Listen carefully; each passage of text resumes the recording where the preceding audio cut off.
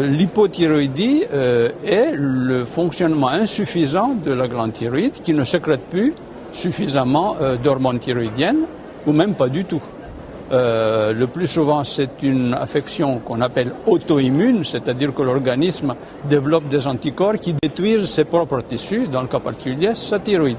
Donc la thyroïde finit par être atrophiée par la suite de l'attaque du système immunitaire de son propre organisme. Tout marche au ralenti.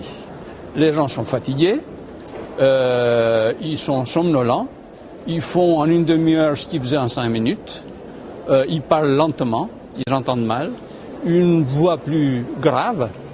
Ça peut donner ce qu'on appelle des syndromes du canal carpien parce qu'il y a une infiltration au niveau du canal carpien, une frilosité parce que le métabolisme est au ralenti, une constipation opiniâtre. Et il faut savoir que l'hypothyroïdie est très souvent diagnostiquée avec beaucoup de retard parce que ce sont des symptômes comme la fatigue qui sont, disons, courants. Et on l'appelle, souvent le diagnostic du remplaçant, en ce sens que le médecin traitant qui voit souvent son patient passe à côté.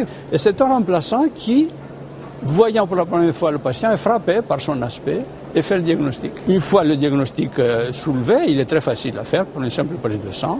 Et le traitement est facile aussi à suivre. C'est un traitement qu'on appelle substitutif, c'est-à-dire qu'il y a un manque d'hormones et on remplace ce manque par la même hormone donnée sous forme de comprimé.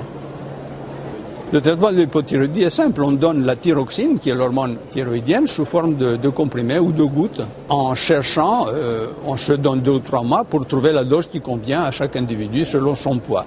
Le dosage des hormones thyroïdiennes permet, en plus de l'examen clinique, permettent de contrôler le bon déroulement de cette adaptation thérapeutique.